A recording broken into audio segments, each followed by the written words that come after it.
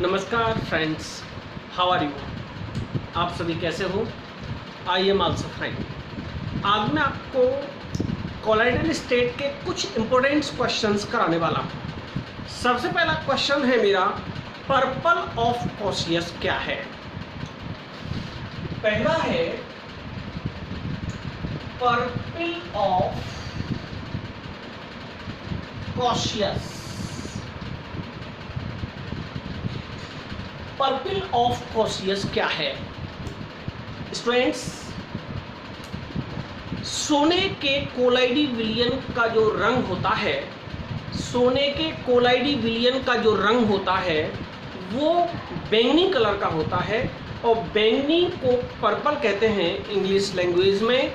तो आप याद रखना है, पर्पल ऑफ कॉशियस क्या है? सोने का कोलाइडी विलयन पर्पल ऑफ कॉशियस कहलाता है। सोने का कोलाइडी विलयन किस विधि द्वारा बनाया जाता है? तो आपको याद रखना है, संघनन विधि में अपचयन विधि द्वारा बनाया जाता है।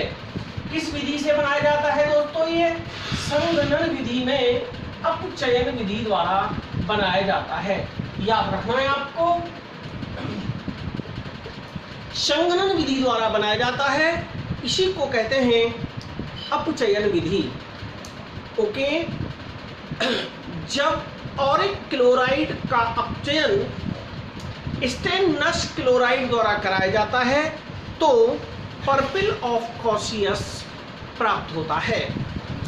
इसे स्थायी करने के लिए, सोने के कोलाइडी विलयन को स्थायी करने के लिए जिलेटिन मिलाया जाता है। क्या मिलाया जाता है? जिलेटिन स्थायी कारक का कार्य करता है। आप इसको याद रखेंगे। तो मैंने क्या कहा कि जब ऑरिक क्लोराइड का सूत्र ये है AuCl3, ऑरिक क्लोराइड की अभिक्रिया जब स्टेनस क्लोराइड से कराते हैं तो बेटा बनता है 3SnCl4 प्लस 2Au। ये इसका कोलाइडल सॉल्यूशन है। सोने का जो कोलाइडी विलयन आप देख रहे हैं, इसी का जो कलर होता है बैंगनी रंग का कलर होता है, इसलिए इसको कहते हैं पर्पल ऑफ कॉशियस। ध्यान रखेंगे ना, पर्पल ऑफ कॉशियस क्या है? सोने का कोलाइडी विलयन है। बनता कब है ये? जब ऑरिक क्लोराइड की अभिक्रिया स्टेनस क्लोराइड से कराते हैं तो स्टेनिक क्लोराइड तथा बैंगनी रंग का सोने का कोलाइडी विलयन प्राप्त होता है, जिसे पर्पल ऑफ कॉशियस कहते हैं। भूलेंगे नहीं बेटा। इसके बाद में इसके बनाने की दूसरी विधि है, कभी कभी पूछ लेता है, सिल्वर का कोलाइडी सॉल्यूशन। सिल्वर का कोलाइडी विलयन कैसे बनाया जाता है और इसका स्थायी कारक क्या है? सिल्वर का कोलाइडी विलयन कैसे बनाया जाता है, इसका स्थायी कारक क्या है, ये आपको बताना है। तो आपको याद रखना है, जब सिल्वर क्लोराइड की अभिक्रिया टैनिक अम्ल से कराते हैं तो Ag का कोलाइडी प्राप्त होता है और इसका जो स्थायी कारक होता है अंडे की जर्दी होती है। चांदी के स्थायी कारक जो होता है वो होता है अंडे की जर्दी। ध्यान रखेंगे ना, वो होता है अंडे की जर्दी, जो चांदी के कोलाइडी विलयन को स्थायी बनाने के लिए प्रयोग में लाई जाती है। तो ध्यान रखेंगे, दो क्वेश्चन हो गए, सिल्वर का कोलाइडी सॉल्यूशन और गोल्ड का कोलाइडल सॉल्यूशन। इसके बाद में आता है बेटा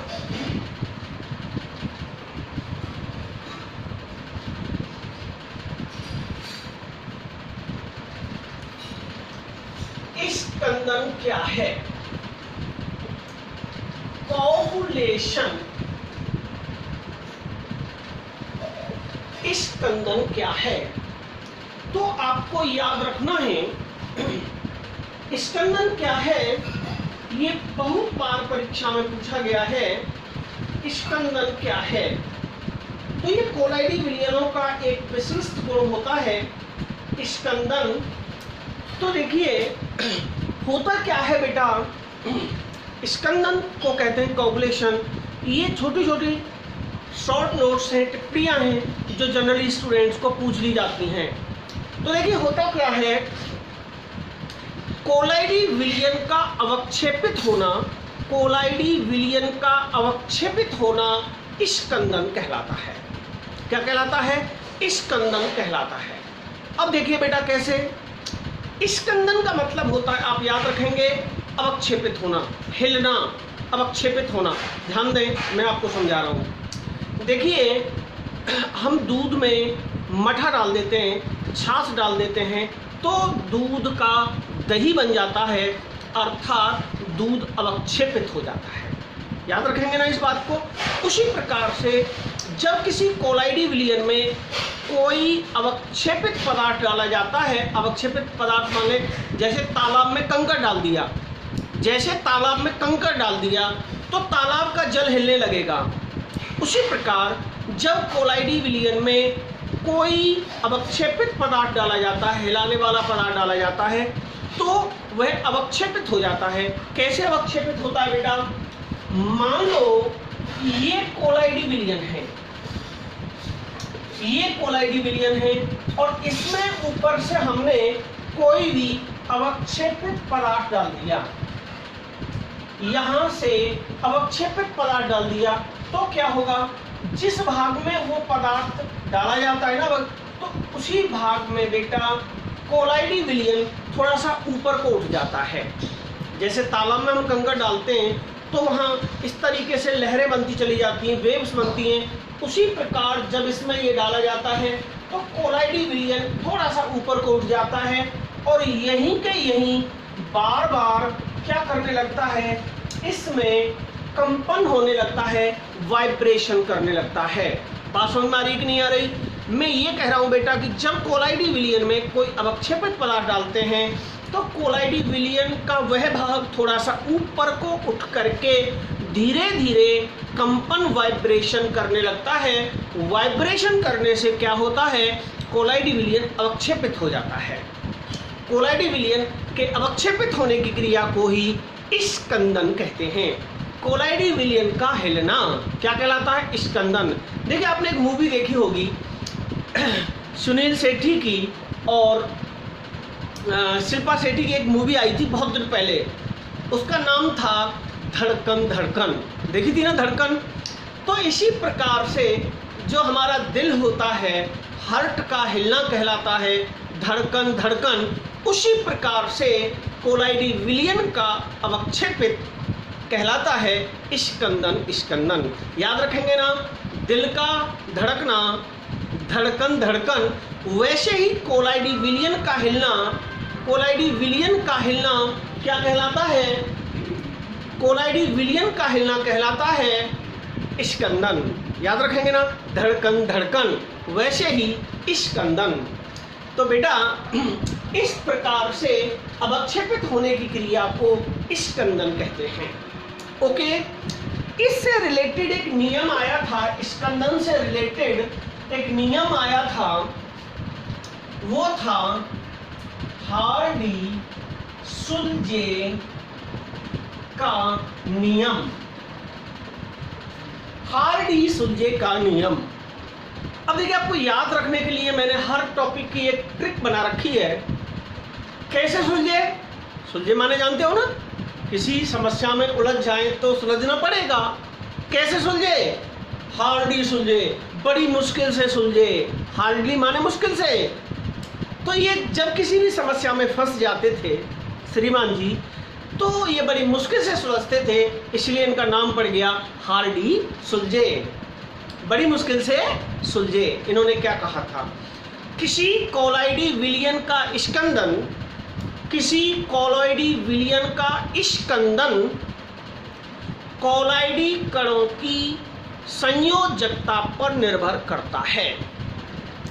कोलाइडी विलयन में उपस्थित कणों का स्कंदन उनकी संयोजकता पर निर्भर करता है।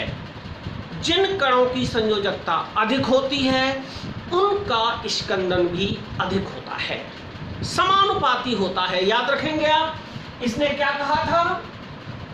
संयोजकता समानुपाती होती है बेटा, किसके? स्कंदन के। यानी कि मोर वैलेंसी देन मोर कोगुलेशन, मोर वैलेंसी मोर कोगुलेशन, वह उतना ही ज्यादा अवक्षेपित होगा जितनी उसकी संयोजकता होगी। ओके, तो ये था हार्डी-सुलजे का नियम। जैसे for example HN+4 Ca+2 Al+3 Na+1। अब इनका हम स्कंदन का बढ़ता क्रम अगर पूछा जाए तो सबसे पहले ज्यादा संयोजकता वाला लेंगे +4, फिर आएगा कौन? Al+3, फिर आएगा कौन? Ca+2, फिर आएगा कौन? Na+1। तो बेटा क्या समझ में आई? इसकी वैलेंसी ज्यादा है इसलिए इसका स्कंदन ज्यादा होगा, वैलेंसी घटती चली जाएगी, स्कंदन भी घटता चले जाएगा। ये कहा था हार्डी-सुलजे ने। ओके, तो ये है। अब जैसे आपसे पूछा लगे PO4-3 होता है और कार्बोनेट -2 होता है और NO3-1 होता है, तो आपको याद रखना है, आपको ये नहीं देखना है कि PO4-3 है तो बहुत माइनस की ओर जा रहा है, कम है, नहीं। आपको बेटा ये ध्यान रखना है, माइनस के अगर ज्यादा है तो उसका भी स्कंदन ज्यादा होगा, इससे कम 2 वाले का होगा, उससे कम सबसे कम माइनस वाले का होगा। तो आपको स्मरण रखना है, ये बात याद रखनी है, प्लस के ज्यादा वाले का स्कंदन होगा, माइनस ज्यादा होगी तो भी उसका स्कंदन भी ज्यादा होगा। तो ये बात कही थी किसने? हार्डी-सुलजे ने। तो दोस्तों ये हो गया हार्डी-सुलजे का नियम। और कोलाइडी विलयनों से रिलेटेड आता है ब्राउनियन गति। इसका कोलाइडी विलयनों की एक जो इंपॉर्टेंट नोट्स है, ब्राउनियन गति,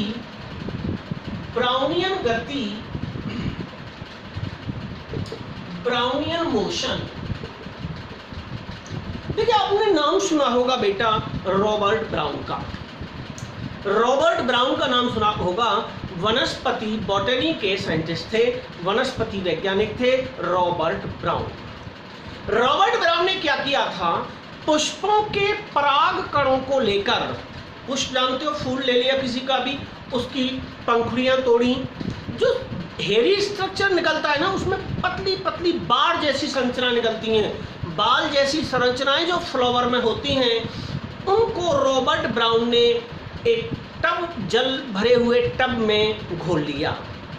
फिर मैं क्या कह रहा हूं, मेरी बात सुने। रॉबर्ट ब्राउन ने क्या किया?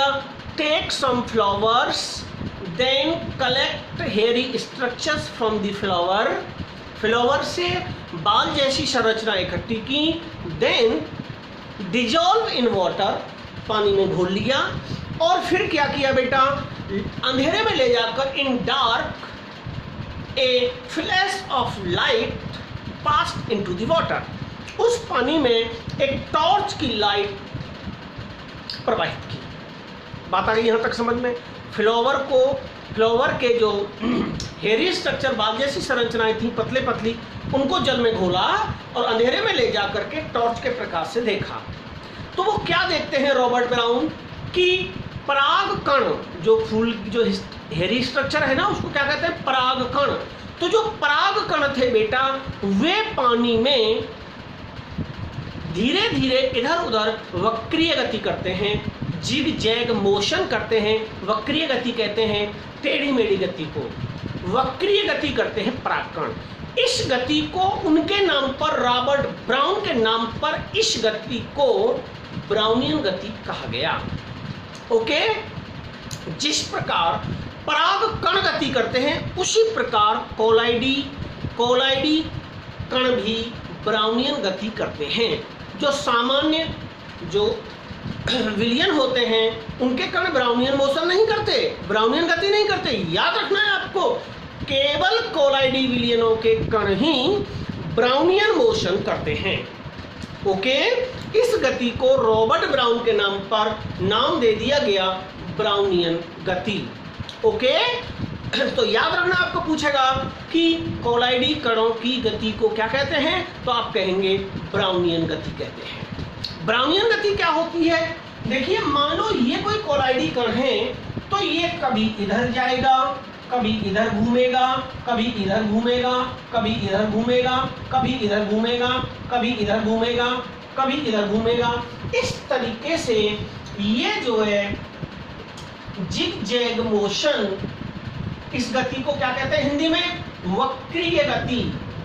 टेढ़ी मेढ़ी गति करेगा, जिग-जैग मोशन करेगा। जिस प्रकार एक आवारा कुत्ता देखा होगा आपने गलियों में, कभी उस गली में हारेगा, कभी उस गली में हारेगा, इधर उधर घूमता रहेगा। जैसे कुछ आवारा स्टूडेंट भी कभी KIC के गेट पे जाएगा, कभी इम्पल्स एकेडमी की ओर जाएगा, कभी ग्लोबल एकेडमी की ओर जाएगा, कभी राष्ट्रीय विद्यालय की ओर जाएगा, पूरे दिन टाइम को बर्बाद करता रहेगा, इधर उधर गति करता रहेगा। जिस प्रकार आवारा बच्चे, आवारा स्टूडेंट टाइम पास करते हैं स्कूल टाइम में क्लास डंप करके, उसी प्रकार की जो टेढ़ी मेढ़ी गति होती है कोलाइडी विलियनों की गति को, इस टेढ़ी मेढ़ी गति को ही ब्राउनियन गति कहते हैं। ओके, क्या कहते हैं? ब्राउनियन गति कहते हैं। कोलाइडी कणों की गति को ही ब्राउनियन गति कहते हैं। किसने खोज की थी? रॉबर्ट ब्राउन ने। पूरा प्रैक्टिकल आपकी समझ में आ गया होगा। मैंने कई बार इस बात को दोहराया, आपको वीडियो देख करके ही याद हो जाएगा। मेरा पढ़ाने का तरीका ये है। तो ये था बेटा ब्राउनियन गति का। देख लिया आप, 2.5 ग्राम, कितने ग्राम? 2.5 ग्राम, ना कि डाईग्राम। देख लीजिए एक बार, इस तरीके से ब्राउनियन गति करते हैं कोलाइडी कण। कभी कभी पूछ लिया जाता है कि कोलाइडी कण ब्राउनियन गति करते हैं, इसका कारण क्या है? तो कोलाइडी कणों की गति का कारण है उनका आकार। मैंने बताया था ना 10 की घात माइनस इतने से लेके इतने के बीच में होता है निलंबन और वास्तविक विलियन के बीच में। तो ब्राउनियन गति depends on the size of the collided particles. Okay, देख लें आप। इसके बाद में आता है बेटा वैद्युत कण संचरण।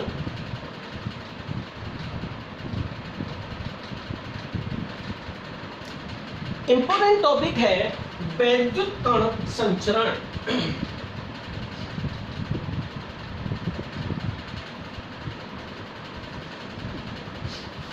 वैद्युत कण संचरण।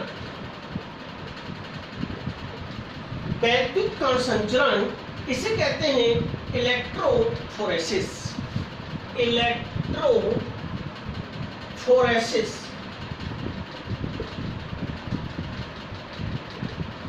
इलेक्ट्रोफोरेसिस वैद्युत कण संचरण।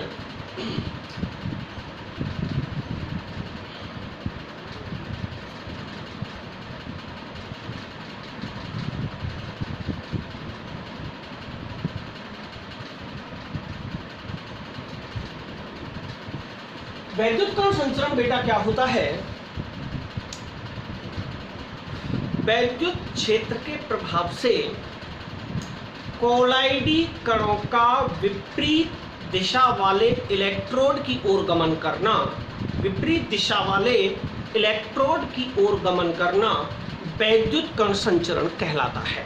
फिर दोबारा सुने, विद्युत के प्रभाव में विद्युत क्षेत्र में कोलाइडी कणों का विपरीत इलेक्ट्रोड की ओर गमन करना वैद्युत कण संचरण कहलाता है। मतलब अगर कोलाइडी विलियन पॉजिटिव होगा तो कैथोड की ओर जाएगा, अगर वो नेगेटिव होगा तो वो एनोड की ओर जाएगा, विपरीत आवेश की ओर गमन करेगा। इसको कहते हैं वैद्युत कण संचरण। कोलाइडी कणों का कैथोड की ओर अभिगमन, कोलाइडी कणों का कैथोड की ओर अभिगमन, अभिगमन कहते हैं जाना, अभिगमन धन कण संचरण कहलाता है। धन कण संचरण कहलाता है। और एनोड की ओर अभिगमन ऋण कण संचरण कहलाता है।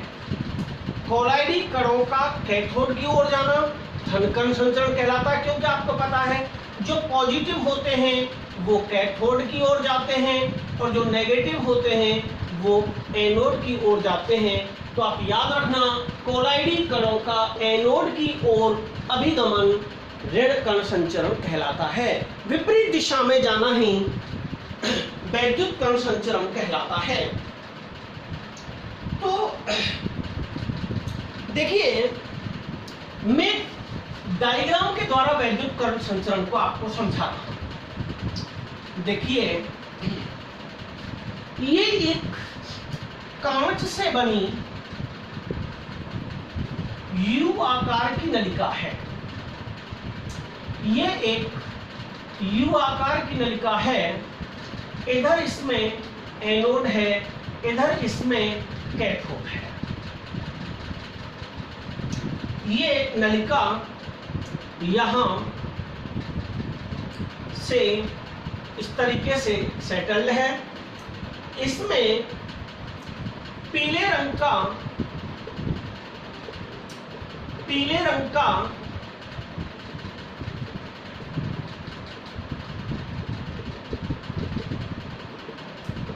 AS2S3 सॉल्ट भरा हुआ है। आर्सेनियस जो सल्फाइड सॉल्ट होता है, ये पूछ लिया जाता है आपको, तो किस प्रकार का होता है, धनात्मक होता है, ऋणात्मक होता है, तो वो मैं आपको क्लियर करके बता रहा हूँ। ये एक कांच से बनी यू आकार की नलिका है। इसमें हमने आर्सेनियस सल्फाइड सॉल्ट भर लिया।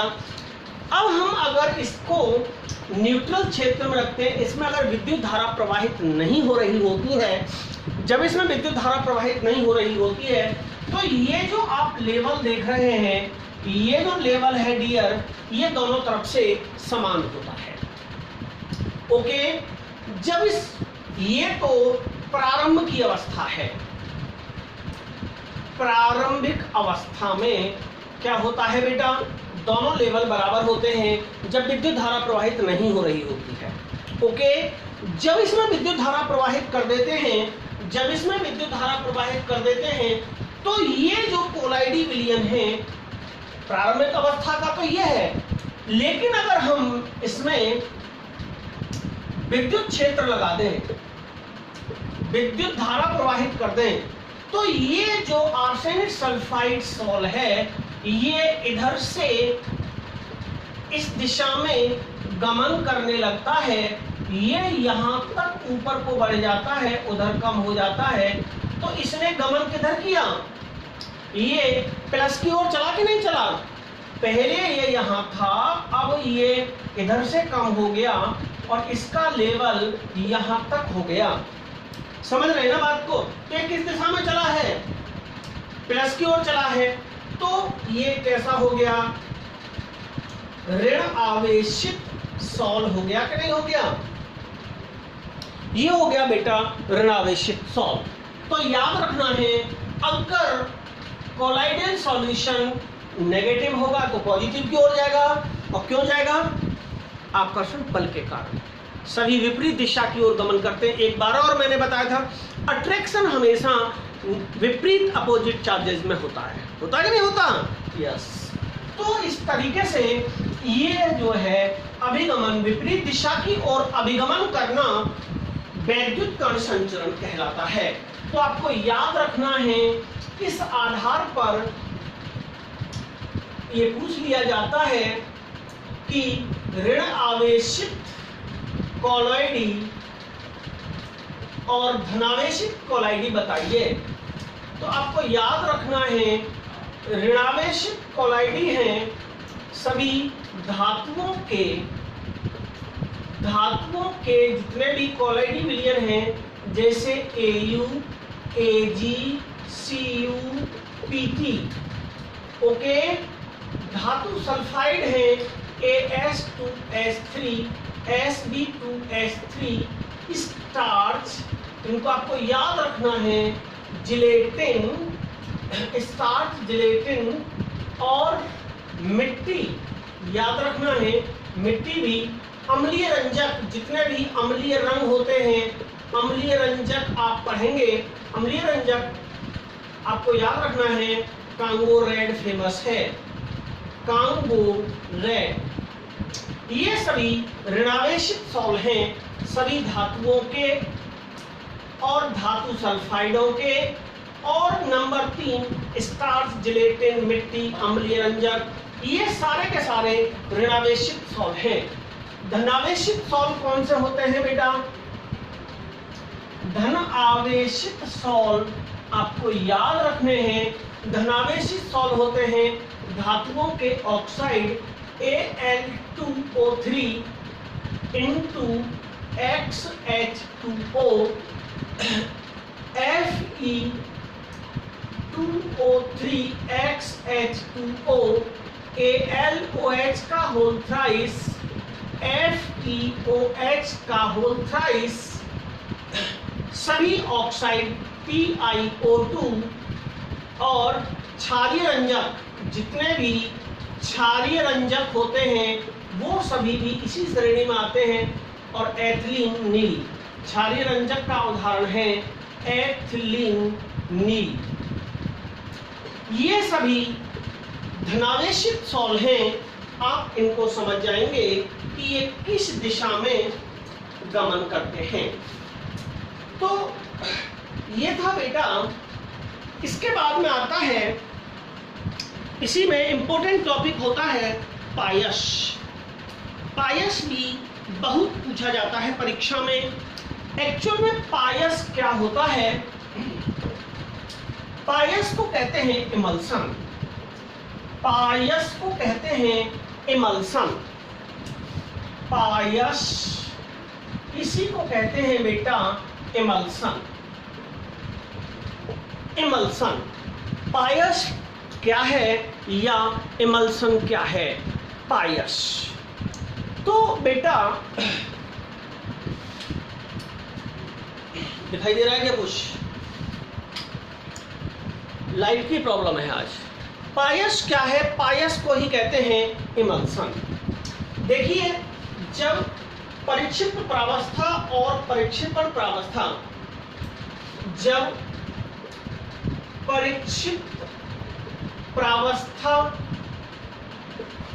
एंड परिक्षेपण माध्यम, आपको पता है कोलाइडी विलयन में दो अवस्था होती है, एक मिलाई जाने वाली अवस्था विलेय पदार्थ और एक वो विलायक। परिक्षिप्त प्रावस्था और परिक्षेपण प्रावस्था दोनों द्रव हों और दोनों ही मिलकर के अगर कोलाइडी सॉल्यूशन बना दें, फिर समझें आप, जब परिक्षिप्त प्रावस्था और परिक्षेपण माध्यम दोनों द्रव हों और दोनों द्रव मिलकर के कोई कोलाइडल सॉल्यूशन तैयार कर दें, तो उसी कोलाइडी सॉल्यूशन को बेटा पायस कहते हैं, इमल्सन कहते हैं।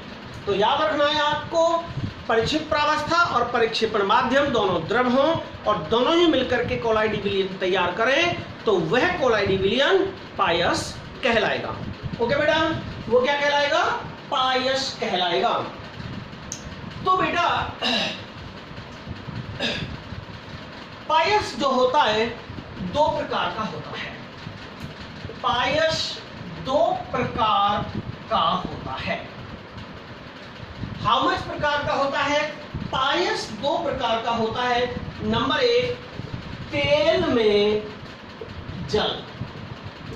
तेल में जल, W in वाटर, समझिए ना, वाटर इन ऑयल, तेल में जल, WO प्रकार का पायस। WO याद रखेंगे, WO का मतलब है वाटर इन ऑयल। WO का मतलब है वाटर इन ऑयल, याद रखेंगे ना। तो इसमें क्या होता है बेटा, इस प्रकार के पायस में जल की छोटी छोटी बूंदें, जल की छोटी छोटी बूंदें तेल में वितरित होती हैं।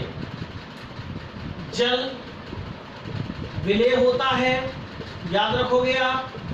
जो तेल में, तेल यहां पर विलायक होता है जिसकी मात्रा ज्यादा होती है, तो बनता है WO प्रकार का पायस।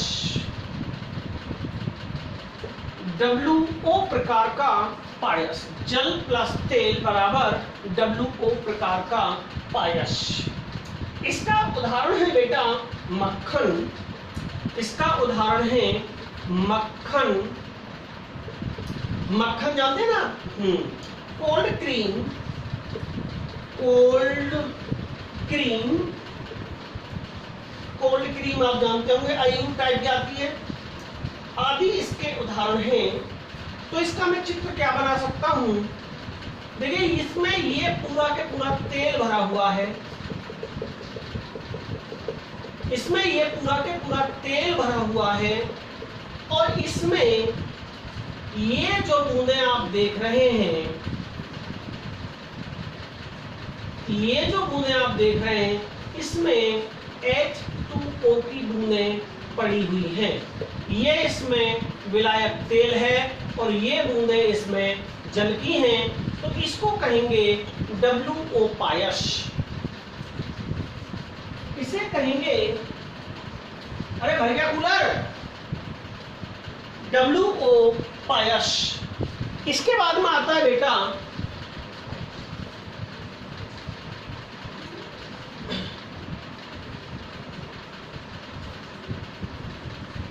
नंबर 2 होता है, नंबर होता है जल में तेल। जल में तेल पायस। इसे क्या कहेंगे हम? जल में तेल को क्या कहेंगे? OW, oil in water. तो आप देख रहे होंगे ये तो पूरा के पूरा इसमें वाटर भरा हुआ है, ये तो इसमें पूरा के पूरा वाटर भरा हुआ है, जल भरा हुआ है, और इसमें बूंदें किसकी पड़ी हुई हैं? इसमें बूंदें पड़ी हुई हैं, पहले का उल्टा है ऑयल। ऑयल की बूंदें हैं और पहले जल की बूंदें थी, आपको याद रखना है। तो इसमें क्या कहेंगे आप? इस प्रकार के पायस में तेल की छोटी छोटी बूंदें, इसमें तेल तो होता है विलेय प्लस जल होता है विलायक, तो ये बनता है OW पायस। इसका उदाहरण आप याद रखना, OW जो होता है इसका उदाहरण है वेनेशिंग, वेनेशिंग क्रीम। वेनेशिंग क्रीम तेल प्लस जल, मतलब जल ज्यादा होता है। जैसे दूध किस प्रकार का पायस है, दूध भी इसी श्रेणी में आता है। दूध में क्या होता है? घी बहुत कम होता है, जल ज्यादा होता है। तो आप याद रखना पायस क्या होता है बेटा? पायस वह कोलाइडी विलयन है जिसमें विलेय और विलायक दोनों द्रव होते हैं।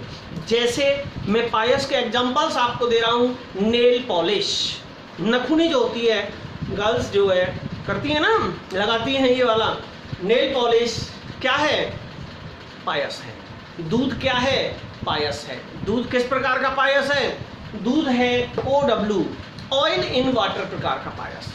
जितनी भी जिसमें क्रीम ज्यादा हो पानी कम हो वो पहले वाला था WO, ठीक है ना, और जिसमें पानी ज्यादा हो और तेल घी कम हो उसे कहते हैं OW पायस।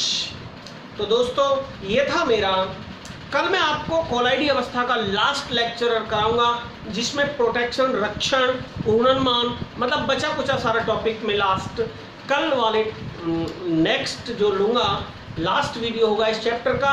आज मैं इंपॉर्टेंट क्वेश्चंस मैंने आपको कराए, ये बहुत आते हैं, पायस, ब्राह्मण गति, बहुत। अब जो रह गया इस चैप्टर में टिड्डल प्रभाव, पूर्णानुमान, रक्षण, जो भी रह गया है कल लास्ट लेक्चर होगा मेरा, तो सरफेस केमिस्ट्री एंड हो जाएगी। आज के लिए Yash sir Kautilya academy online classes में आपका स्वागत था। आप सब्सक्राइब करें ना करें मत करो, कोई फर्क नहीं पड़ता, लेकिन आप पढ़ते रहिए। ओके, तो दोस्तों best of luck, God bless you, नमस्कार।